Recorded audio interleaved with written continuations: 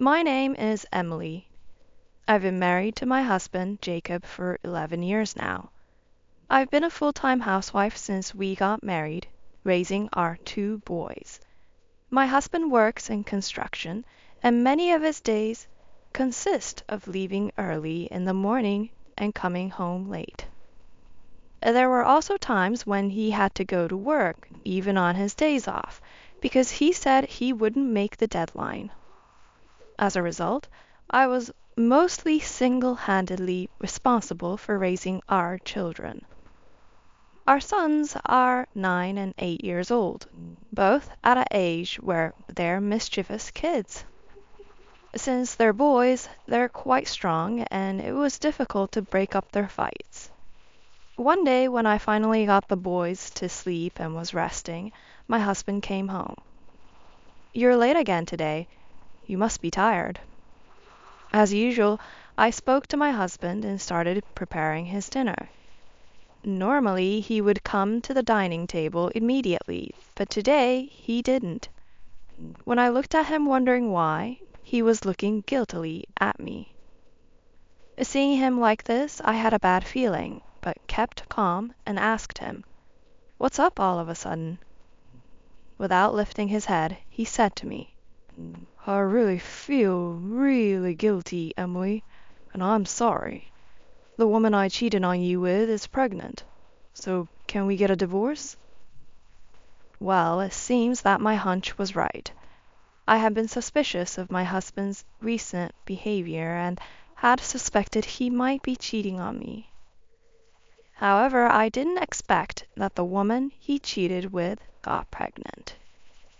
While being surprised by this, I said, "You can't just drop this on me. What about our sons? They're still in elementary school.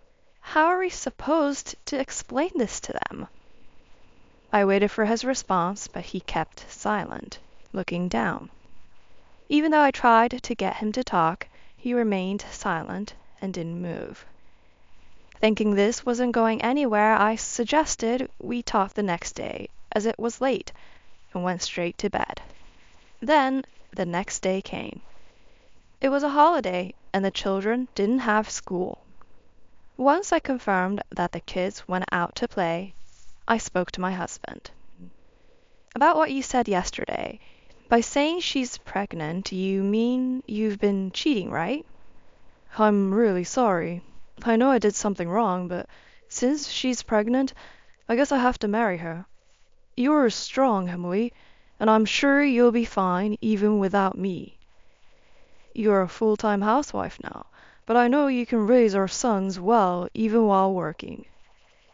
"What are you talking about? Do you think I would agree to divorce you right now? I won't allow you to divorce me and be happy on your own by remarrying your mistress." It seemed like my husband assumed I would instantly agree to the divorce, and he was surprised when I refused. I was angry that his words of apology were not reflected in his actions. What really infuriated me, though, was the situation with our sons. The truth is, my eldest son is not my biological child, but my sister-in-law's son. She divorced 5 years ago and was raising her son all on her own. But she shoved him onto us, saying that having a child would be a disadvantage when she remarries. At first I objected, but instead of getting mad at my sister-in-law, my husband and his mother thought it was a great idea, and so we ended up taking him in and raising him. My eldest son, Cameron, was 4 at the time, old enough to remember his mother. Despite that, he was terribly upset when he found out that I was suddenly his mother. "You're not my mom. Where's my real mom? Give her back." Cameron would say horrible things to me every day. When I got angry, even though he was only 4 years old, he would leave to my in-laws' house. Since we lived separately but still lived in the same property, it only took a few seconds to get there, but he shouldn't have gone without telling me, and every time Cameron went to my in-laws, I would get scolded by my mother-in-law. And looking at all this, my eldest son seemed to be enjoying himself. Even in such circumstances, I treated both my sons equally, thinking that as time went by, he would come to like me. But that didn't happen, and it seemed that he still disliked me. Gradually, he began to take his anger out not just on me, but also on his younger brother James. "Your mom's a bad guy. She sent my mom away somewhere. Being her kid, you don't deserve to play with toys." He would say things like that and take toys away from his younger brother. Even though I bought the same toys for both of them, he always wanted his younger brother's toys and would snatch them. As for my husband, he just watched TV and never scolded Cameron.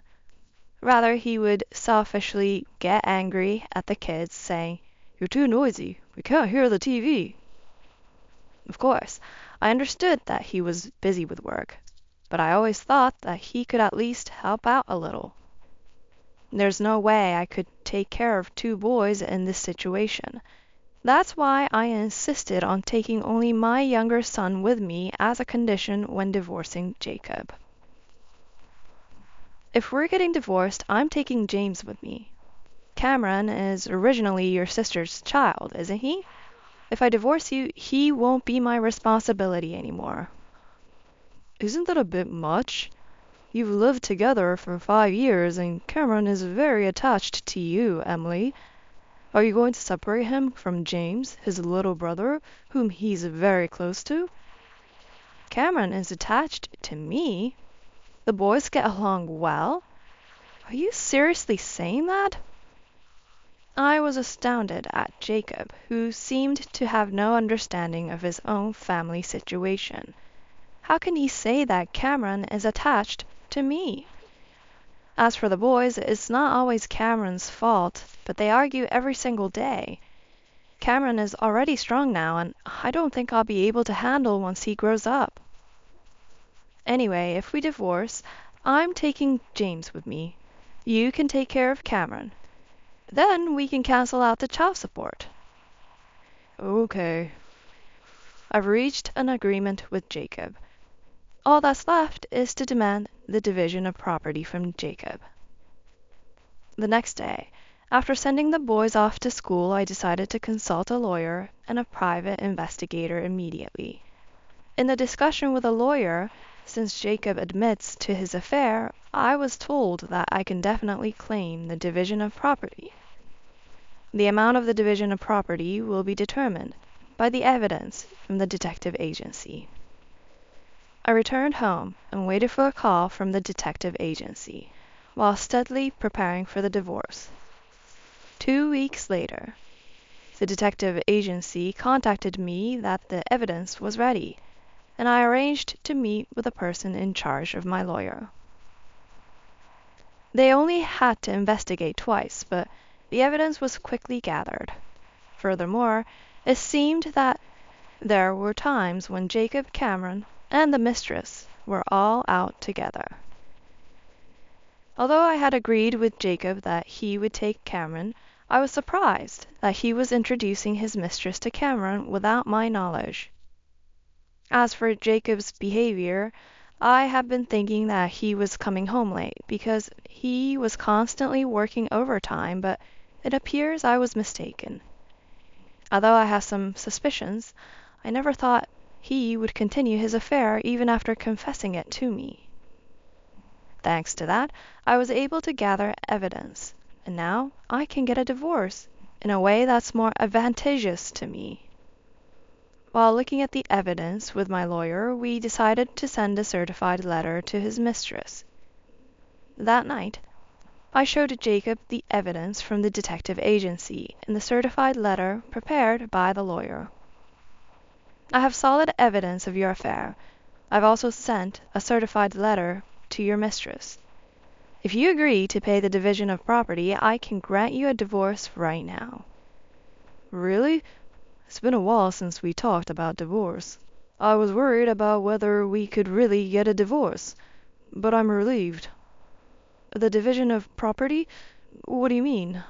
Why did you collect evidence when I honestly told you about the affair? Because you're the one who had an affair. You're responsible for the divorce, right? I think it's only natural to pay the division of property. It seems that Jacob thought that if he honestly reported his affair, everything would be fine. How pathetic of him. No matter how much I explain, he doesn't seem to understand at all. I thought it would be pointless to explain at this pace, so I decided to have a lawyer explain it again to him later on. A few days later, as I was doing household chores as usual, I received a call from an unknown number. I thought it might be Jacob's mistress, but it was actually my sister-in-law, Sarah. Emily, it's been a while. I heard from Cameron and wanted to call you. You're getting divorced, aren't you? Surely Cameron will be taken by you, right? Sarah, long time no see. What? Have you heard from Cameron even though I haven't told the children yet? I'm sorry, but Jacob and I have decided that Cameron will be taken by Jacob.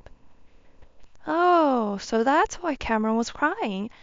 Emily, I hate to say this, but isn't that cruel? I heard from Jacob, and Cameron and James are good friends, right? And yet you're separating the two of them. I was frustrated by Sarah's selfish remarks, but I was even angrier at Jacob for lying to her. Sarah, you are mistaken. Cameron and James are always fighting, and they're not getting along well. Anyway, if the boys already know about the divorce, I must explain it properly. I'm hanging up now. Wait a minute. I hung up the phone without listening to what Sarah was trying to say. And then I waited for my sons to come home. A few hours later, my sons came home, and I was about to explain, but Cameron spoke first. Please, take me with you too. You knew, didn't you? But you went out with Jacob and his mistress, right? You seemed to be enjoying yourself. Despite that, what's wrong with being with Jacob? I hate him. His tone of voice is scary, and my belongings and clothes all have a strange smell. I feel sick when I'm with him. Could the strange smell be the perfume? I had noticed a sweet smell on Jacob's clothes before, but I thought it was from a coworker. Now I realize it must have been his mistress's perfume. But Cameron, you're always mean to James, and you two often fight. I can't break up the fights you have with each other forever. Besides, I thought you hated me. You want to go with someone you hate instead of Jacob? Emily, I want to go with you, Mom.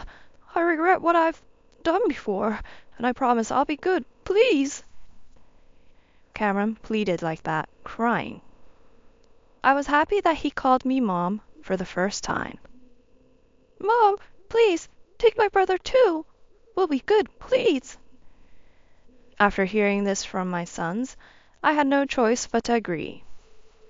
I was anxious, but we had lived together for 5 years, and I had always wanted Cameron to call me Mom, so I was happy. I immediately told the lawyer that I wanted to take both of my sons. The lawyer's instructions were to discuss child support with Jacob. Then I spoke to Jacob when he returned from work. After all, I'm taking Cameron with me. What are you talking about now? I've introduced him to Erica. It is a problem if you say that. I've informed the lawyer about this. It may be too late, but Cameron wants to come with me. Cameron is 10 years old, so his wishes should be respected. Anyway, we're going to discuss the compensation as well the day after tomorrow, so please ask any questions then. Make sure you tell your mistress to come properly. Jacob was angry about Cameron, but didn't say anything in particular, and our conversation ended. The day after tomorrow. The day of the discussion came. Although we were supposed to go to the same destination, Jacob left first. He must be going to pick up his mistress. After confirming that Cameron and James had gone out to play, I headed to the office alone. When I arrived at the lawyer's office, as expected, Jacob and his mistress were already there, sitting on the sofa like a couple. Seeing the affair partner for the first time other than in pictures, I was surprised that her belly was more bigger than I had imagined. Although it's only been about a month since I heard she was pregnant, it looked like she would give birth in another 2 to 3 months. I thought Jacob must have been hiding it from me, but I decided to proceed with the conversation without worrying about it. As you can see from the content certificate, I will claim damages for this affair from both of you. Also, I will take custody of my sons, so I will also claim child support from Jacob. What's a content certificate? What does compensation mean? Am I getting it? I came here because I heard you two were getting divorced today, right? Jacob's mistress, Erica, seemed to have not read the content certificate. It did feel a bit strange, because she had received the content certificate, but there was no contact from her, and her attitude today did not seem like someone who thought she was going to be asked for compensation. You have to pay the damages for having an affair with Jacob. Neither Jacob nor Erica seemed to understand, but after an explanation from the lawyer, they finally seemed to grasp the situation. Both Jacob and Erica became frantic. It's impossible. I can't pay. I'm pregnant, you know. I resigned from my company because I said I'm getting married and I don't have any savings. That's right. Compensation and child support, there's no way we can pay that. That's it. We can offset the child support with a child that Erica is pregnant with and the 2 kids, Cameron and James. Did Jacob not realize that he was making an outrageous statement? I didn't think that he was completely unaware about what would happen in divorce and compensation to this extent. Why would I offset child support for a child that's not mine? It's completely unrelated. But if I have to pay both compensation and child support, I won't be able to live. My baby will be born soon, and I won't have any money to prepare. That has nothing to do with me. Anyway, please take responsibility for having an affair. The lawyer took out documents related to compensation and child support and showed them to Jacob and Erica. I had asked the lawyer to make a notarized document to ensure that it would be paid properly. Upon seeing the amount recorded on the document, the 2 were even more astonished and turned pale. It's no wonder they were shocked, since they were requested for an amount higher than what they had imagined. I can't pay this amount. If I pay this much every month, I won't be able to live. I knew you would say that, but if you don't agree to the compensation and child support, I won't divorce you. Erica seemed more anxious than he was. The one who would be most troubled if we don't divorce must be Erica. As if to add salt to the wound, there was someone else being called here. That person should be coming soon, I believe. Excuse me. Mom, why are you here? I had, of course, explained to my mother-in-law Mary what Jacob had done. Initially I thought she was my enemy because she told me to raise Cameron. Mary, who is not physically strong, judged that she couldn't raise a boy and asked me to take care of Cameron. She cared about Cameron and did come to help me out. I realized later that she got angry at me because she cared about him. Mary has always been strict and hates dishonesty. Jacob had always been intimidated by her and never had a rebellious phase. So I asked for her cooperation this time and had her come today. Jacob, what have you done? It's natural to pay compensation and child support. Don't fuss. Are you aware of what you've done? Mom, Erica's here. Stop it. What? Erica? Stop fooling around. Don't ever come across my house again. Both Jacob and Erica were completely intimidated by Mary's power. Erica began to cry and apologize. I'm sorry. I'll sign to pay the compensation, so please just let me go home. I promised to pay too. Thanks to Mary's power, I was able to get them to promise to pay the compensation. Of course, I also got Jacob to agree to pay child support. This settled things, and on the way home Mary and I went to pick up our sons and had our first meal out for Cameron. After that, there were payments from Jacob and Erica for compensation, but since Erica said she had no savings, her parents covered for it. I heard a rumor that the two married but continued to fight over money, and Jacob cheated again, leading to a quick divorce. In addition, Erica had to work from morning to night, leaving her baby with her parents, to pay back the money she borrowed from them. Jacob, having cheated twice, lost trust within his company and was demoted to a department where those about to be laid off were sent. His salary also decreased, and he's reportedly struggling financially. As for me, I ended up adopting Cameron as a special adopted child, and I feel like I've become his mother officially, and he became my official son. Cameron has kept his promise and has become a much better older brother than before. We still live in the house we used to live in, and I occasionally go out to eat with Mary. I want to continue living happily with my sons.